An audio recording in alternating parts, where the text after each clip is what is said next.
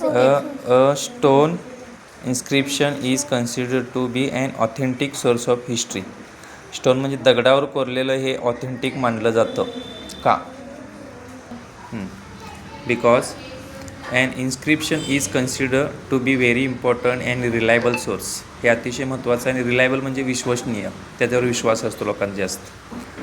It helps us, याच्यामुळे आपल्याला काय मदत होते? To understand features like language, तिथली भाषा कळते लोकांची, स्क्रिप्ट त्यांची शैली कळते, सोशल लाईफ ऑफ पिरियड, त्यांचं तो समाज कधी राहत होता, कुठल्या साली राहत होता, इथंवरील लिहायचं.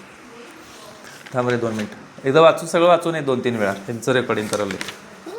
पुढं काय सांगितलं आता? Oral sources reveal various aspects of people leaves. Oral sources म्हणजेच काय सांगा? तोंडातून आपण जे बोलतो, लावणी वगैरे, हे महत्त्वाचं काय आहे लोकांच्या जीवनासाठी? लाईव्ज म्हणजे जीवनासाठी. We understand various aspects of folk life through folk literature. त्यांच्या जीवनाविषयी आपल्याला कळते. फोक लाईफ म्हणजे कशातून? Folk literature. फोक लिटरेचर म्हणजे फोक साहित्य, लोकांचं साहित्य, लावणी वगैरे.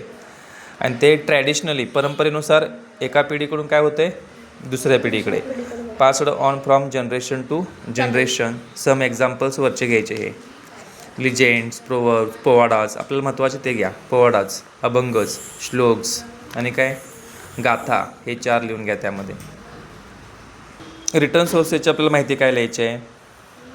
In return sources the writing styles कुठल्या येतात?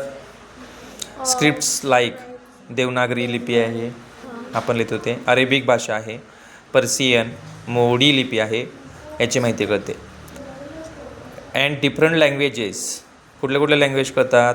भूर्जपत्राज किंवा बायोग्राफीज, एखाद्याचे बायोग्राफी आपल्याला कळते. पेंटिंग्स असतात एकेकांच्या, त्या पेंटिंगवरून कळते की कसं जीवन आहे त्यांचं. We can gather information about the food items, attire, conventions and rules of conduct of the people. लोकांचं जीवन कळतं तिथलं. फेस्टिवल्स म्हणजे तिथले सण कळतात. अबाउट पीपल्स लाईफ, त्यांच्या कशाबद्दल कळतं आपल्याला.